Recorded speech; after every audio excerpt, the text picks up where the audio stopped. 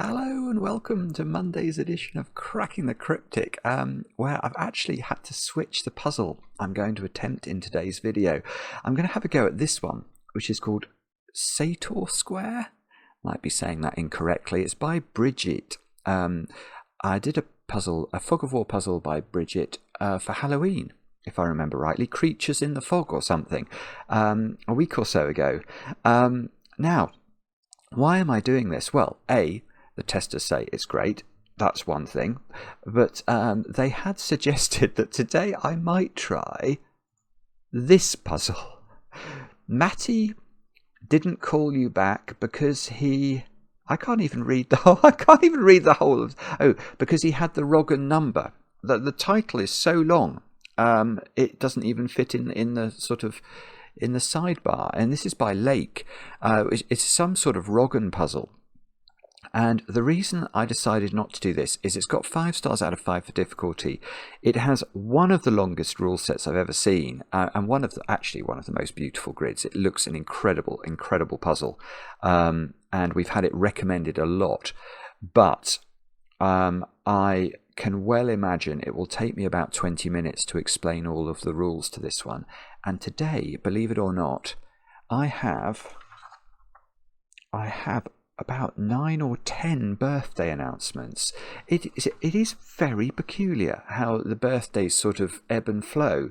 Most days I have 2 or 3 birthdays to do. Some days I have no birthdays to do. But today is probably the biggest birthday day ever. So the 11th of November obviously heralded the arrival on Earth of an awful lot of very clever, discerning people. And I will read you the messages in a moment or two's time. So because I'm going to spend quite a bit of the video talking about the viewers, I thought perhaps it wasn't a good idea to also do this puzzle. What I will do, I will I have time. I might do actually. Yeah, I might. What I might do is I'll have a go at this for our patrons over on Patreon. How about that? That would be a nice thing if I can manage to solve it.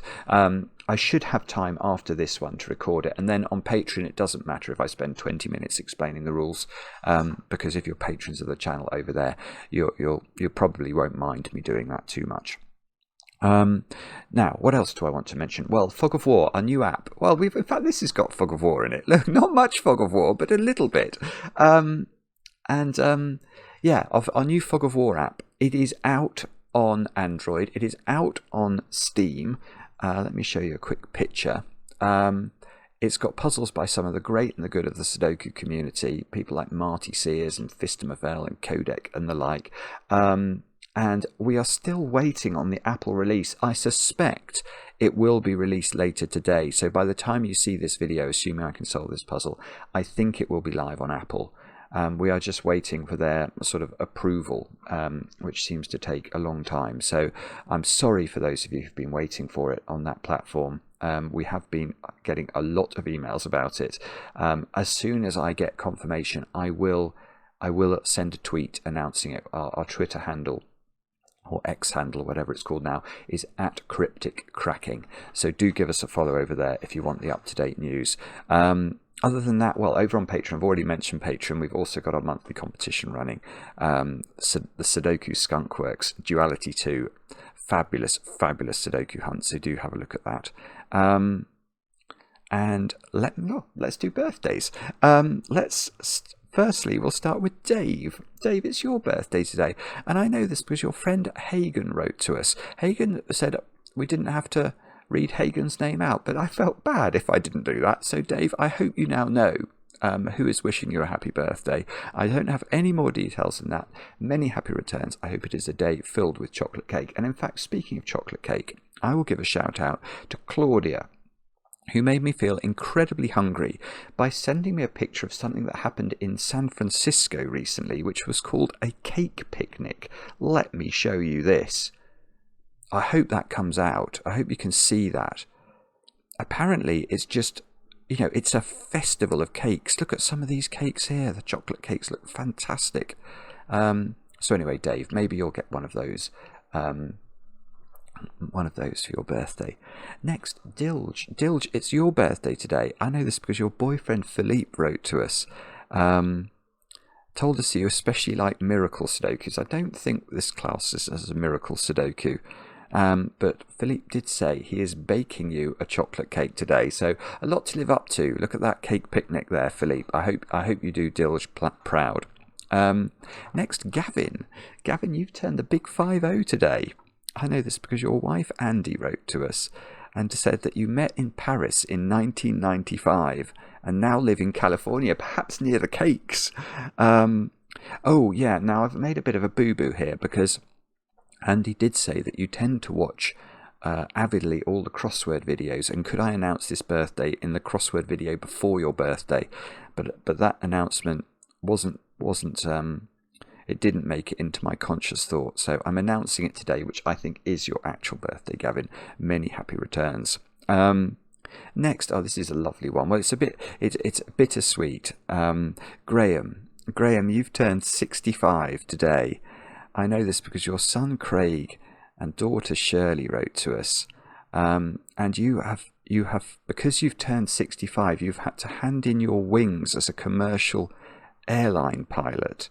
And I've got a picture here. Here is Graham. I don't know if this was your last flight, but I know, Graham, that your last flight was flying your family home on a proper commercial jet. So the family were part of the plane load of people back from holiday in Portugal. I might have been on that flight. It's not impossible. I have occasionally been on holiday to Portugal. But Graham, well, congratulations on your retirement, and yeah, many happy returns today. And I'm always in awe somewhat of airline pilots. I'm a bit scared of flying, so anyone who can fly a plane has my deep respect. Next, I'm going to say, is it Jevon? It could be Yevon, but I think Jevon. I'll go for Jevon. 21 you're turning today. Your partner Isabel wrote to us over there in Australia, and I know you've just got your degree in film and TV. She said you're a hard worker and an amazing person, and wishes you many happy returns today, as do I. I hope there's some chocolate cake there. Next, back over to the States for Nitsa. Nitsa, it's your 21st birthday today. I know that you're in your last year at uni and are planning on having strawberry shortcake rather than chocolate cake. Well, thank you very much for watching since the original Miracle Sudoku. That is quite some time now. Next, Paul and Megan from, well, Paul's wife, Michelle, wrote to us. Megan is Michelle's friend, so Paul and Megan share a birthday. And you're planning on going, you weren't sure about the chocolate cake, but you're going to have prime rib and Yorkshire pudding at the House of Prime Rib in San Francisco today. So that sounds great, actually. I bet they do chocolate cake for dessert. And Paul, I can tell you that you didn't just get that request, but your daughters, Carmen, Sophia, and Julia, also wrote in and asked for a shout out for you. Told us that you watch daily after your bike rides. So Paul, many happy returns, and of course Megan too. And then finally, not a birthday, but a 2-year relationship anniversary for Wout and Mark. Congratulations on reaching your 2 years. And yeah, we did get a puzzle, didn't we? I think Mark was scheduled to have a go at that, perhaps today. So I hope I'm not wrong about that.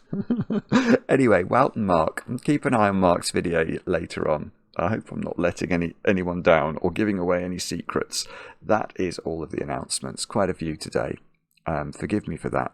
But frankly, our audience are our most favourite people. So we like to celebrate with you when you have things to celebrate.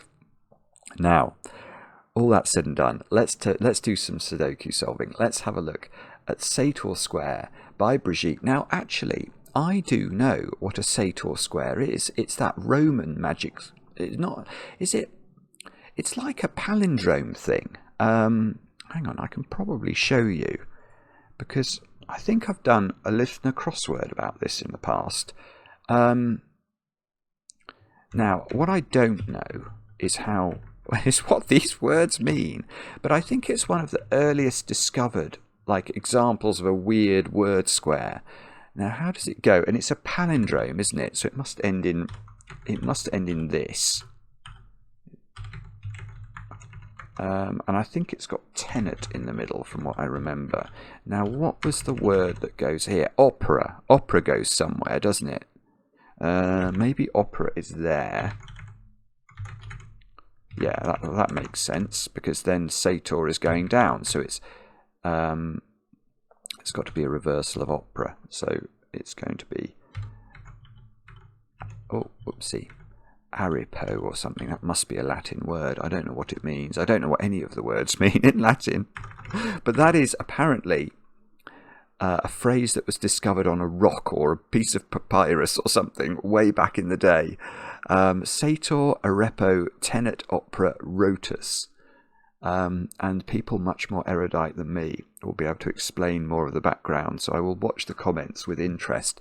But I think that is what is known as a Sator Square. So I don't know what that's got to do with the puzzle.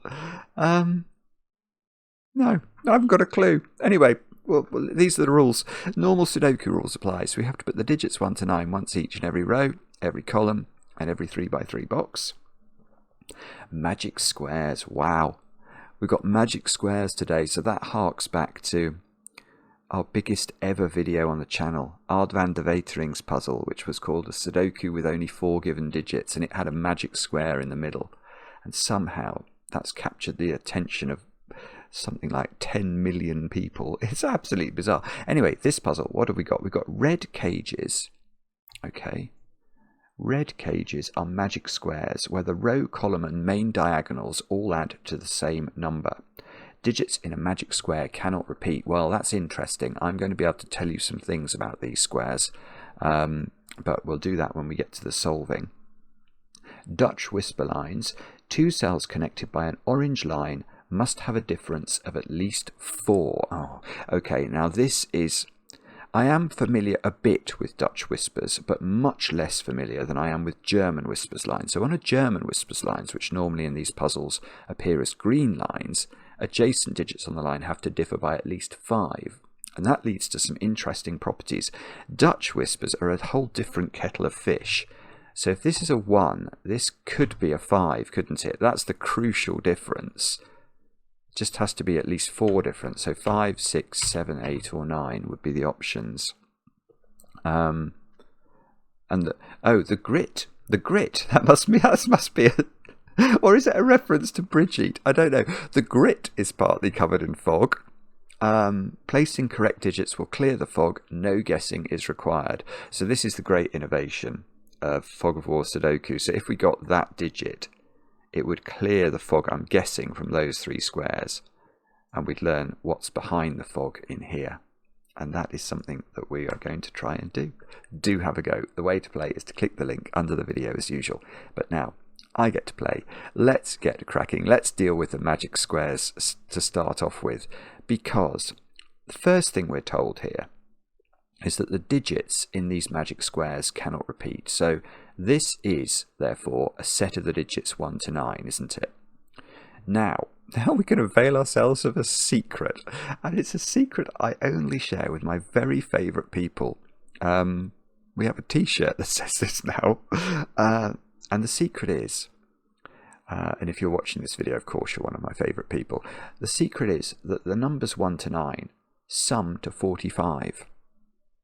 And that's really interesting in the context of a Sudoku magic square, because we can then deduce several things very quickly.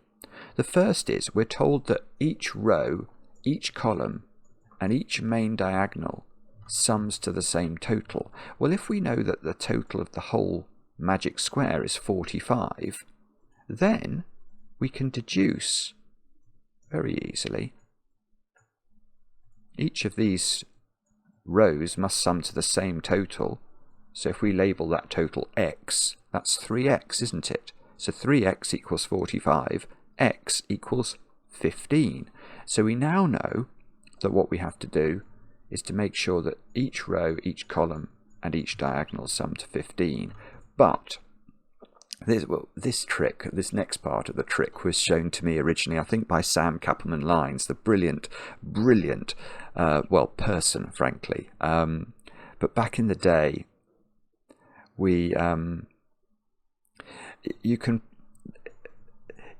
I think originally when I looked at this, I sort of, had to sort of use trial and error to prove that the central digit of a magic square is in fact a 5. But we can do it in a different way. We can do it in a much more rigorous way nowadays. Let me have a go at this. So, what we know is that diagonal adds to 15, don't we? We know that diagonal adds to 15. We know that this column adds to 15. And we know that row adds to 15. So, we know each of those lines individually sums to 15, and there are 4 such lines. So the total for all those lines is 60, 4 times 15. But this cell, look, is on all 4 lines. So it's a bit like a set theory argument, because if I know that one each of these digits, those cells there, sum to 45, if you count them once each, then the difference between 60 and 45 is the fact that this digit is included a further 3 times, isn't it? Because this digit is included. Each digit, you can think of it as being in once in the 45, but then that cell is on 4 different lines, so it's in an extra 3 times. So it's that digit is accounting for 3 lots of that digit is accounting for the difference between 60 and 45. So what's that digit? It must be 5. So that is something I know. Now there's more we can do here. So those are both 5. They're going to be our first digits. Now there's also, I can never remember which way round this is, so I always have to prove it afresh. These are all going to have the same parity. I can tell you that now. Which way round is it? Okay, these are even, is what I can tell you. And the way to understand why that is to think about an extreme digit, like a 1 or a 9. So let's do that. Could you put 9 in the corner of this puzzle? Let's put 9 here and think about it. And the answer is no, because the corner digits are each part of 3 different totals, aren't they? They're part of a row, they're part of a column, and they're part of a diagonal. So, if we put 9 in the corner, there has to be 3 different ways of adding up to 15 using this digit. Now, we could do 951, no problem at all. One of these could be 924, no problem at all. But the other one we'd have to get to 6 without using 51 or 24, and we can't use double 3 because we can't repeat a digit, so there is no way to do it. And what that tells us is that therefore 9 is in one of these sort of positions orthogonal to the 9. So let's just put it there, for example. Then we know the opposite digit must be 1 because we know that the column adds to 15. Now think about the 1. How is that working? These 2 squares have got to add up to 14 in order to make sure this row adds up to 15 overall, and we can't use 5 and 9 because we've already used them, so these are going to have to be the digits 6 and 8, and then you can see that the diagonals, therefore, these 2 squares are going to have to add up to 10, these 2 squares are going to have to add up to 10, so the other corners are going to be even, and these are going to be 3 7 pairs across the way. And that is that, you know, they are all the principles, I suppose, that I know about magic squares. So we know these digits are even, these digits are even. Let's put that in. These digits are odd. Now it might get harder because I've run out of sort of prior knowledge now. Well, or have I?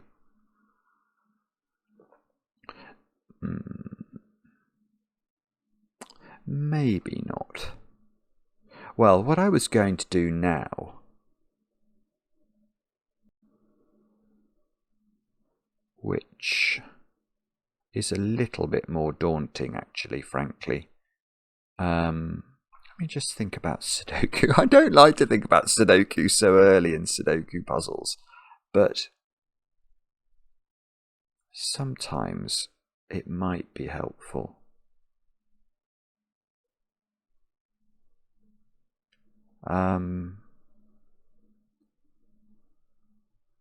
What about... No, I don't really... Oh, I'm not sure. Actually, I'm just not sure what the right way to go now is. There's a couple of things we could think about.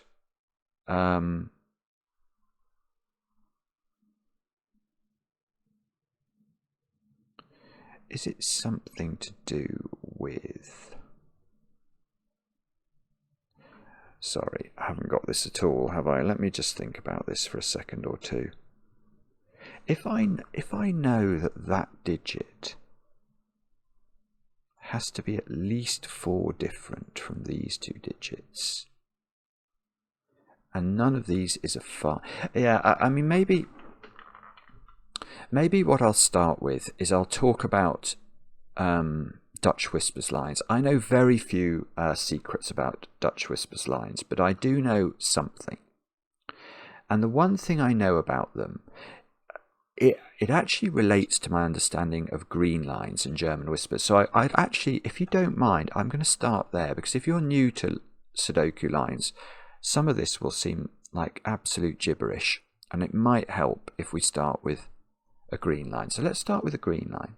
Now, a green line in Sudoku, a German whispers line, the digits have to differ by at least 5. Now, that leads to certain principles that emerge when you think about how you can constitute a green line. For example, on a green line, you can never include a 5 at all, because the next digit needs to be 5 different from 5. And you can see that that's impossible. If you go down, you get to 0. If you go up, you get to 10. So you can't have 5 on the line. And what that means is that each cell along the line can be thought of as either being higher or lower than 5. And what you find is, as you think about it, they have to oscillate. So imagine this was lower than 5. Could this also be lower than 5, given it has to be 5 different from this? Well, no, because even if these were as far apart as possible, 1 and 4 are not 5 apart. So in fact, this would have to be the other side of 5. And the same is true here. This would then go down again. So you get this oscillation along whispers. Now, how does that change if instead this is an orange line? Well, it does change, unfortunately, because of the existence of the possibility of including 5 on a Dutch whispers line, because 5 can have as its partner 1 or 9. Now, what that means, if we think about it, is if there are cells, and there are going to be cells because we've got these magic square numbers, if there are cells along a Dutch whispers line that can't include 5, then the oscillation technique that I talked about with the German whispers will still apply. Because imagine this is lower than 5. If we can't use 5 on this line, what do we know about this square? Well, we still can't have a low digit, because 1 and 4 are 3 apart maximum, and that's not good enough. We need 4 apart maximum. So we are going to continue to get oscillation unless the naughty 5 makes an appearance. Because if a naughty 5 makes an appearance, what you could have is this pattern. Let me extend this line somewhat so we can see what's happening. So the 1, you could see this digit now would have to be 6, 7, 8 or 9, because it needs to be 5 different, and it can't repeat the 5 in the box. But look now, our oscillation has failed, because high, this should be high, and this should be low, but it's not. We've got a high and a low, 2 cells apart. That should not be possible. Similarly here, these shouldn't be in this position on the line. So what we might want to do here is to colour this according to high-lower T, where, yeah, like these cells can't use 5, these can't use 5, these can't use 5, those can't use 5. These have to be the same, don't they? Yeah, I want to actually scrap that for a moment. This digit can't be 4 or 6, believe it or not. Because if that was 6, what could these be? They need to be at least 4 different. And what we've just worked out is because neither of those could be 5, or 5 can't be on the line is a better way of putting it, they both have to be the other side of 5 to 6. So they both have to be from the 1, 2, 3, 4 quadruple. But 6 and 3 are too close, so they both have to be 1, wouldn't they?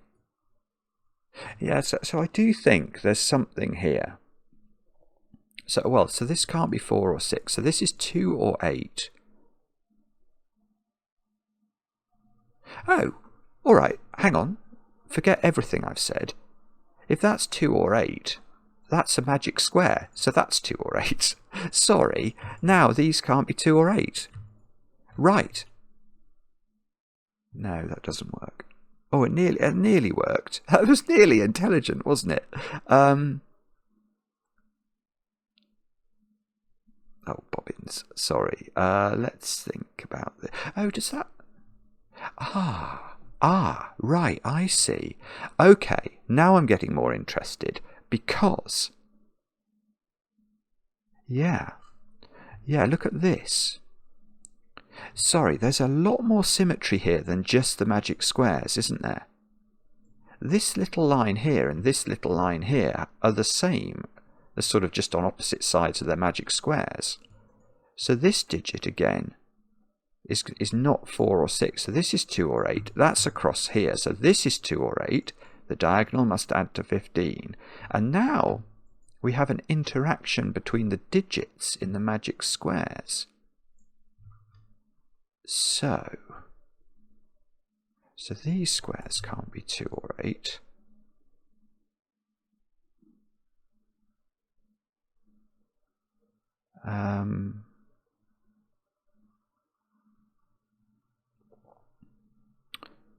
Okay, not sure. I'm not sure if I'm meant to colour these 2s and 8s now, because at least I have got a relationship between... Let's actually just try that. I'll make that purple and we'll make that green. So this is purple and this is green. Yeah, but what we don't want to do is to get too tied up in purplish and greenlinesses, do we? We don't want to do that. What we want to do instead... Yes, because... Yeah, in fact, yeah, we want to use... We want to relate these to high and low, I think. I think that's going to be much more profitable. So, in other words, what I'm saying is it is actually, in this puzzle, specifically true that those 2 digits are identical. But what I think is going to be more interesting is to note that these are both the same side of 5. So if this is 2, both of these digits have to be high digits, just as this would have to be high. Because if this is 2, this is 8, and these would have to be from 7 and 9. So let's actually just propagate this and see if it goes anywhere. So those have to be high, because they're the opposite of green. Is this going to go wrong, isn't it? Can I get this to go any further? Well, doesn't... Yeah, I can still... Yeah, I can keep this going, actually, can't I? Because whatever this is the opposite of it by magic square logic. So imagine this was 7. Well, then this needs to be the other side of 5, because remember, these 2 squares together add up to 10. So whatever this is in the opposite colouring. So that is purple. This is purple by that logic. across this element of the magic square. This is actually really interesting. I think this was a 2-star puzzle on Logic Masters Germany, which is very odd. Now, this can't be 5, so we know that polarity is extendable. Polarity is extendable. Wherever you can't put 5 on a Dutch Whispers line, you can extend your polarity. Okay, but that might have then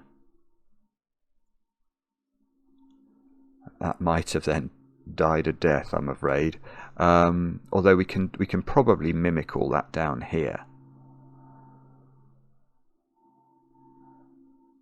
So if this is 2, if this is 2, these are a 7-9 pair. So these are a 1-3 pair.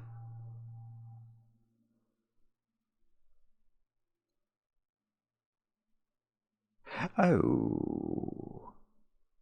Ah. Okay, so we're getting close to something completely different, I've just noticed. Look at the magic square here and look at the magic square here. These are very similar creatures. Yes. Yes. Ah. Right. What do I mean by very similar creatures? Well, the two, whatever this is, this high or low purple digit, we know those 2 digits are the same. We know these 2 digits are the same. We also know these 2 digits are the same. Look here.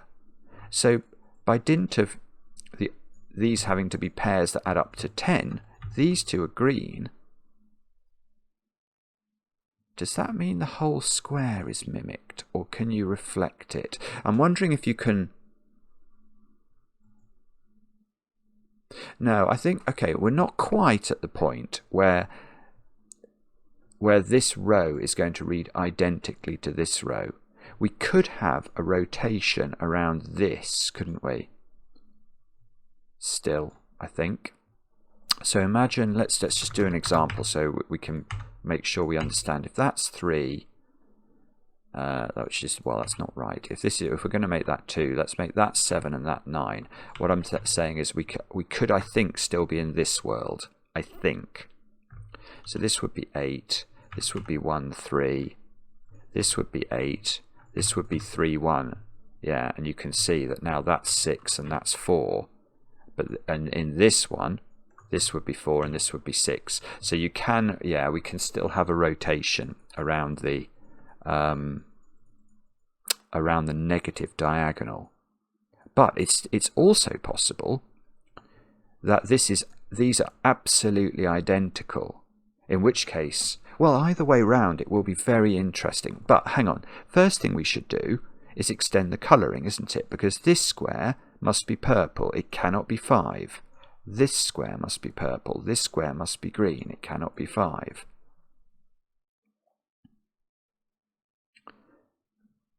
Now, what does that mean? I don't know, unfortunately. Oh, no, I don't know. This line is interesting as well. That cannot have 5 on it at all. So any oscillation, if we can colour one of those 3 digits, one of these 3, we can colour all of them.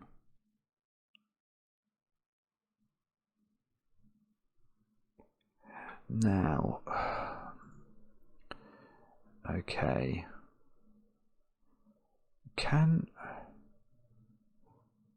This is probably very obvious to you guys. I'm just not quite seeing it. I'm wondering if there's a way we can colour these against each other. That would be very, very nice. Because then I would know... Actually, would it? I'm not even sure it would. 4 or 6 on a Dutch Whispers line can never be next to 5. But if this was 4, this could be 8 or 9. If it was 6, this is 1 or 2. So this is 1, 2, 8 or 9. This is 1, 2, 8 or 9. Which is presumably of some use. He says not understanding why.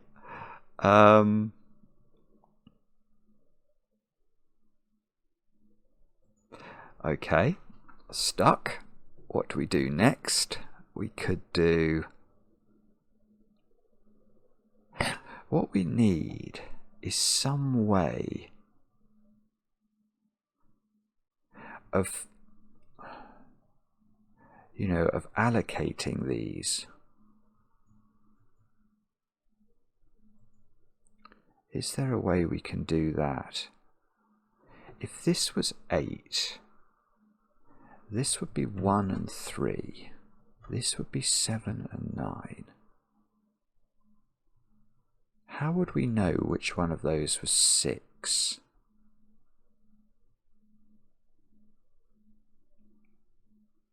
Is there a way? There could well be, and I'm just not seeing it. Or maybe what I've got to do is to think about... I'm really not sure, actually. I really am not sure.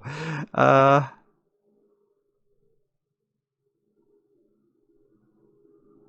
so sorry if this is obvious to people. Very well done. It is not obvious to me yet. It might become obvious. I'm hoping at some point it will become obvious.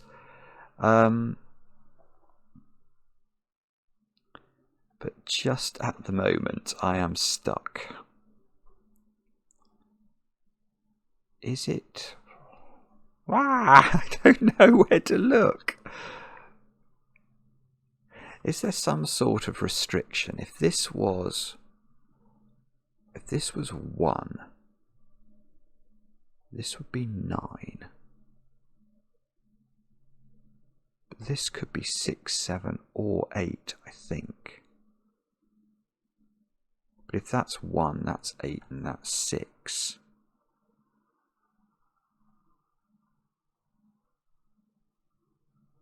And if that's 3, that's 8, and that's 4. Still can't quite work out. I feel like there might be a way of allocating the 4s and 6s, which would be valuable. If I could colour them. There's probably logic that allows me to know what colour that is, for example, and that one. But I'm just not seeing what it is. Is it? Oh.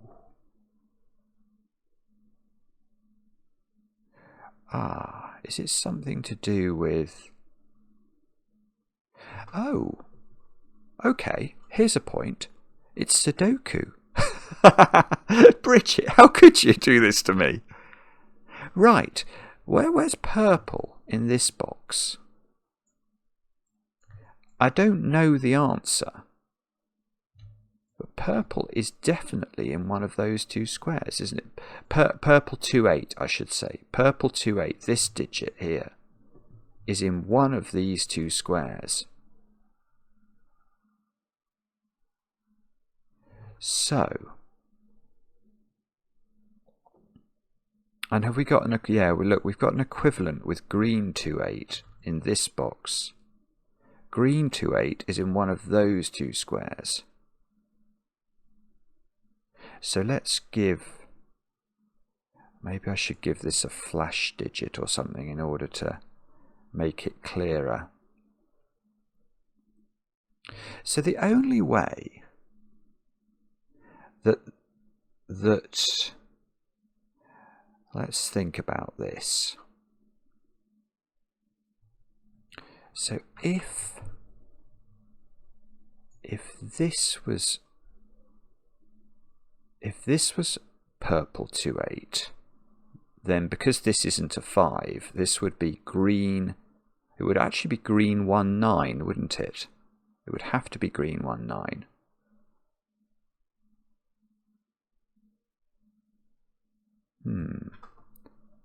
But if this was purple 2-8, does something flow from that fact? It's really restricted, but I think it's okay actually. Oh, I've got it. Oh, okay, fantastic. It's me being slow. Okay, what did we explain at the very beginning when we were doing the example? We explained that if you had if you had two, you have to oscillate the polarity along orange lines. You must oscillate. Oh, in fact, I've just noticed something else. Oh goodness. Okay, but anyway, I've seen something really beautiful. You have to oscillate polarity. Look at this line, this little line here. I've not really paid enough attention to it. It should oscillate.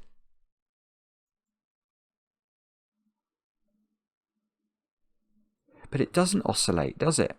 Dum, dum, dum. We've got a change of polarity here. How can you have a change of polarity? The only way you can have a change of polarity along a whispers line is, or a Dutch whispers line, is if you plonk. Oh no, I got a 5 and it didn't do anything. Oh dear. Okay. Okay, well that's still exciting. Has that done something for us then? Oh, nearly. Very nearly. 5 is very restricted now.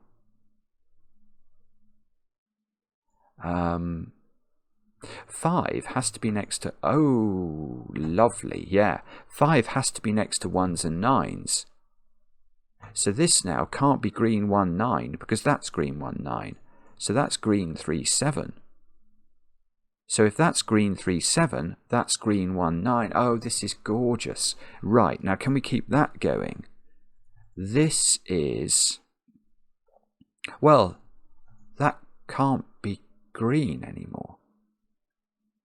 It's impossible for this to be green, because if it was green, it would be green 1, 9 or green 2, 8, and both of those have appeared in the column, so that is purple. So we actually, I don't know if that relates to that, it probably does, but it's definitely purple. So this now is definitely green, which means that's definitely purple. This can't be a 5, so that's definitely green. Oh, this is a gorgeous puzzle. It's gorgeous, isn't it? Now, can that be 5? Because if that's 5, then that would be a 1, 9. That would give us the polarity of this one as well.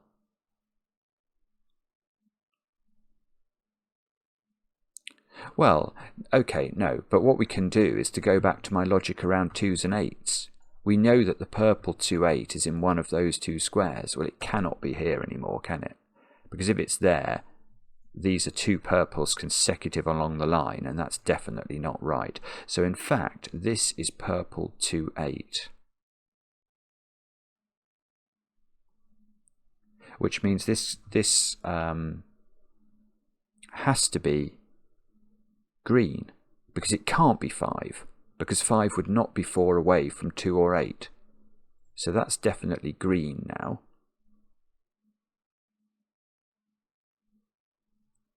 Which is probably important.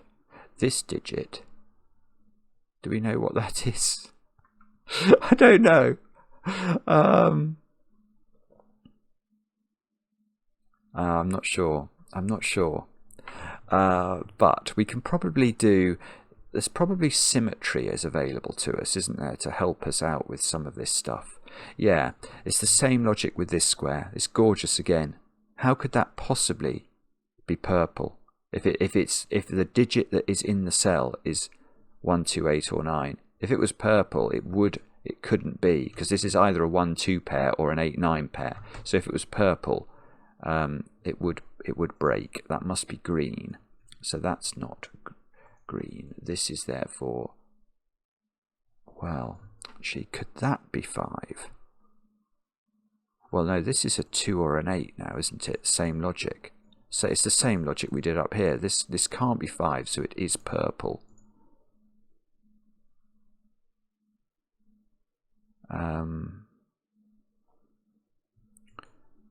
But could that one be 5? Perhaps.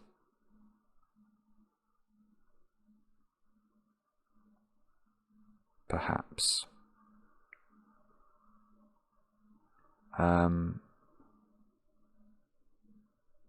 Oh, it's the same thing, is it? How long is this?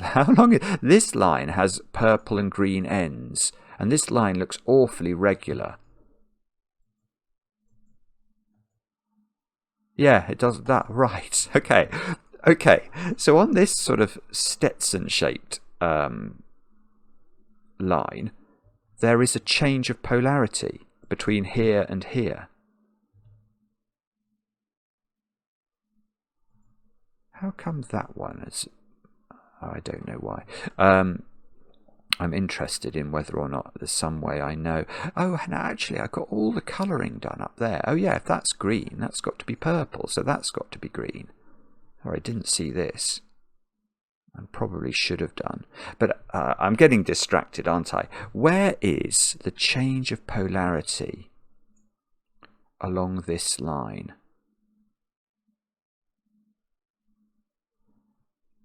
Now, the answer to that is I'm not sure, actually.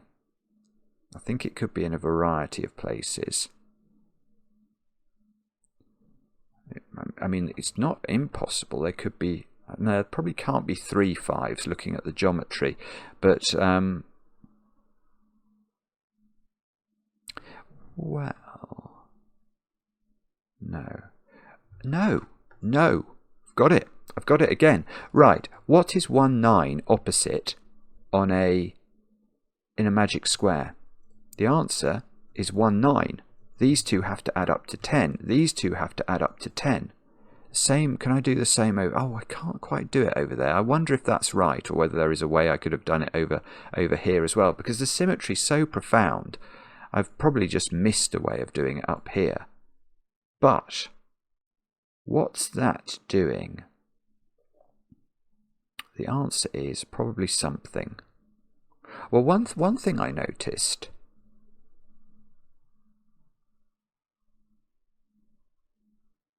Well, I noticed this couldn't be 5 in box 6, because then this would have to be purple 1 9, and it can't be by Sudoku. So in this box, that can't be 5. 5 is in one of just 2 places in this box. Now, can that be purple 1 9? Very much so. Right, okay, so let's go back and think again.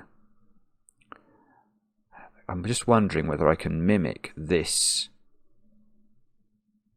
You know, we've done very well here. We've got a 1 9 pair and a 3 7 pair. Do we know what the ordering is and how the symmetry is played out in this box here, or not? Yeah, that's 1 9. So that's not purple 1 9. That's got to be purple 3 7. Now how does that... So it is, yeah, it is different. Look, this cell below the 5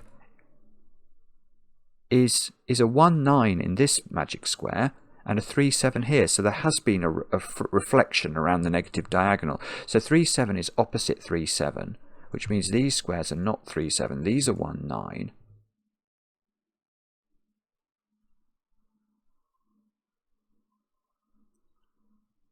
Now, is that helping me or hindering me is my next question.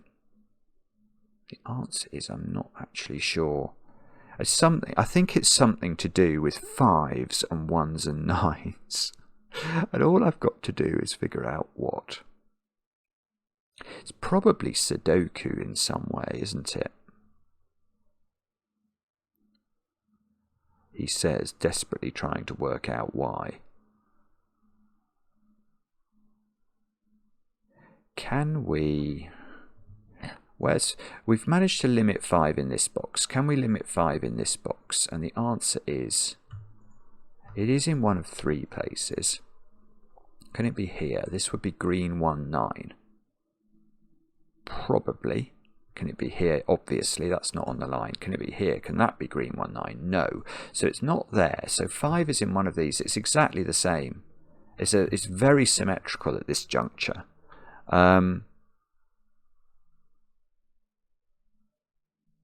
Okay.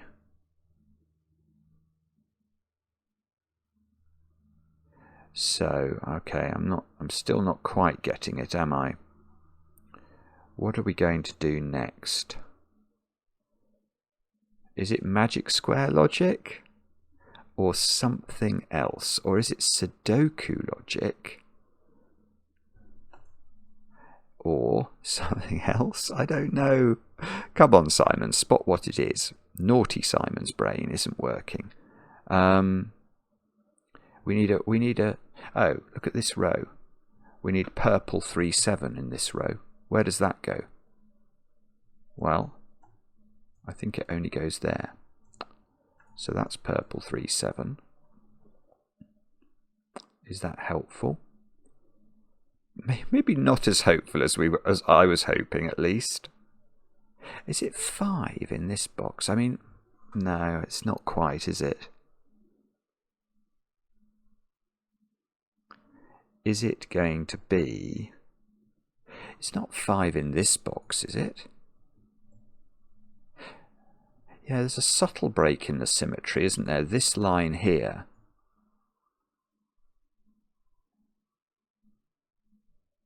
Let's think about that. So where's 5? If we were to put... Well, you can't put 5 here, because this would be a 1 or a 9, and both flavours of 1 or 9 are not available. So I think 5 is in one of those two. Now, if 5 was here, this would have to be purple 1-9. Which I think, on the face of it at least, it could be. Okay, so that's not how to do it. This is purple 3-7 or purple 2-8. I think both flavours are possible. This, we can extend this, can't we? We can extend the shading, because 5 is not in this position. This has to be green.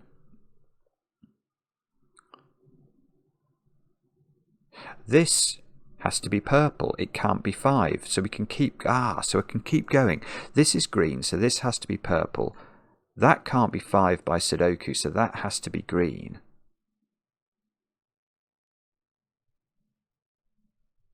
So where's the change of symmetry? Where's the change of symmetry along this line? It's got to be in one of those 3 squares now. So there must be a 5 in one of these positions.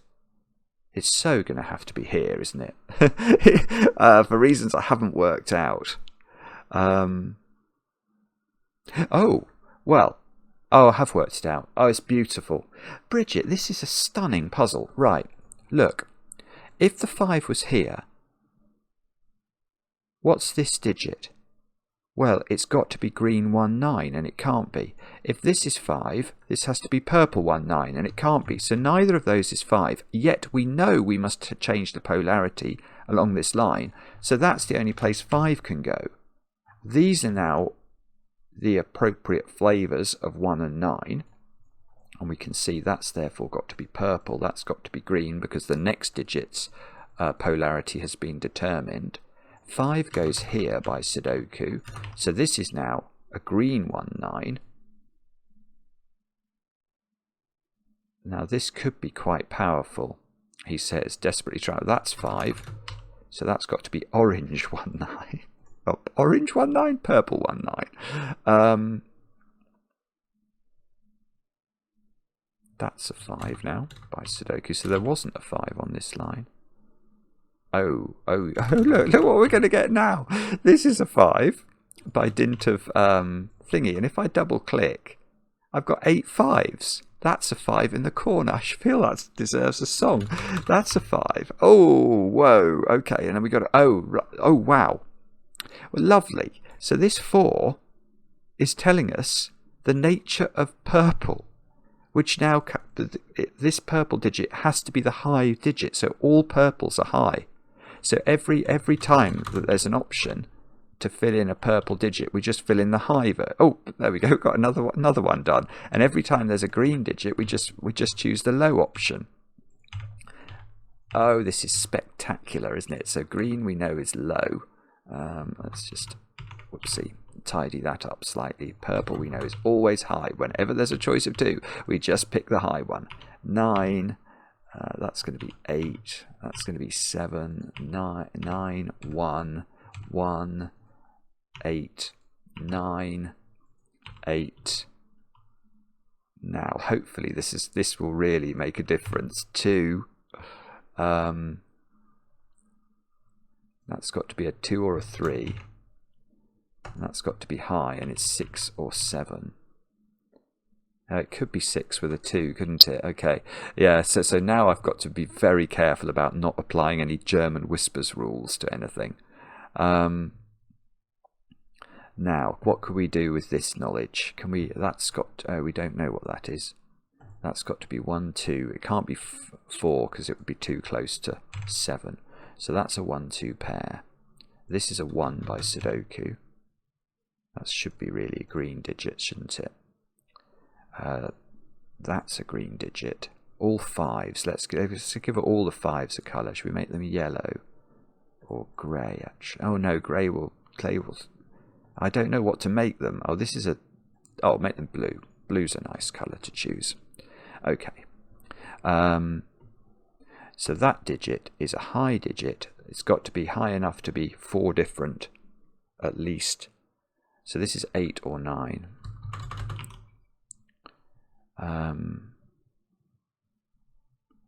Okay, well, we're still maybe not quite home and hosed yet. This is 3 or 4. If it's 4, no, actually, maybe it can be. I was about to say something that I think might be incorrect. So these are from 7, 8, 9. This is from 7, 8, 9. So these are from 7 and 8. Maybe that line is where I need to pay attention. Yeah, okay, there's no 5 on this line, so it does oscillate, but we've only got 1 low digit left, so the low digit must be in the middle. So that's 2, therefore that's 3, therefore that's 7. It's still giving very nice moments of beauty, isn't it? Now these squares are now high digits, 6, 7s, 8s and 9s. That's not 7 or 8. That's not 8 or 9. These are both purple. That's definitely green. And what does all that mean? Well, 3 we can place in the middle box, exactly there. 4, 6 and 9. 9 goes here. 4 goes here. 6 goes here. So this is a 7, 8 pair. The only place for 7 is there. 7 can't go next to 4, so that's 3. 4 goes here. That's going to give us the polarity of this line, which we worked out earlier didn't have a 5 on it. So the fact that that's green means that's green and that's purple. And that digit is therefore 2, and that can only be 8 because it can't be 9. That's 7. 7 lives in one of those homes there. This is now a 9. This is a 9. Oh, I cleared some fog. That's a 9. That's an 8. This is 6 or 7. I think we are quite close to finishing this now. We need... Where should we look next? Well, we could look at this row. That would be an obvious place to look. That's an 8. There's an 8 in one of those. This is a 3, 4 pair. Oh no, 6 can go next to 1 or 2. Okay. So need to be, what's that digit? That's 6. So that's 2. This column we've not used 3 or 6 in. So that's a low digit. So that's got to go in that order. That's finished the last of the fog. The fog is now all revealed. 6 goes in the corner up there. That's a 4. We haven't put 1 into this column. 1 goes in one of those squares. These squares are 3, 4 and 8. Can we do that? Yeah, that's a 4. That's a 3, 8 pair. This row needs what? 2 and 6? Bother. 2 and 6, please. So 2 in this column, I think, can only go at the very top. So that's 2. That's 7. That seems to have to be 7. This is 4. This is 3. In this box, we still need to put 4. We still need to put 6. 6, 2, 2, 1. 1, 8, 8. Oh, let's leave that to last. That's a 3. And that's 3 in the corner, that's 3 in the spotlight, losing its religion. What a brilliant, brilliant puzzle that is. Boom. Let's just do all the colouring so that we feel we're chromatically satisfied. Purple, 6s, 8s, 3s are green and 1's are green. And that is, I think, oh, let's click tick. Oh, ha, okay. And we got the funny thing, the Sator Square. Oh, but it's upside down to the way I presented it. What a brilliant puzzle that is. Bridget, I thought that was, yeah, magnificent. I mean, I understood at various junctures what was going on and then just failed to apply the principles that I knew existed. So I didn't see that this line needed a 5 on it for ages because I was looking at the long Stetson line and other places where I could see the symmetry was well, it was attracting my eye more keenly. So I think there's definitely possibilities to do that in a more efficient way than I managed to do it. But the epiphanies that you get by thinking about the line and thinking about the effect 5 has and where it can go and where it can't go is just beautiful. And I love the idea that in the end you get a 5 in the corner that yeah, in fact this could almost be a thing, couldn't it? It could almost be a thing. Fog of War puzzles have become very popular, I think because so much of the grid has been covered in fog that you can sort of, it directs your eye as to where to start the puzzle. But as a late stage disambiguating feature, it's really rather brilliant as well, because it was only by the reveal of the fog down here that all of a sudden the rest of the puzzle was able to be disambiguated, and you know, the revelation of the 4 was the key thing. So just hiding a very small amount of a grid in fog could be used in that way again. Yeah, it's lovely, isn't it? What a beautiful, beautiful idea. Let me know in the comments how you got on. I will try and have a go at this other puzzle later. Let's have a look at that again. Marty didn't call you back because he was Wrogn or something, because he got the Wrogn number, had the Wrogn number by Lake. I will try and have a go at that. And anyway, thank you very much for watching. Really appreciate it. Let us know how you got on in the comments. We enjoy the comments, especially when they're kind. We'll be back later with another edition of Cracking the Cryptic.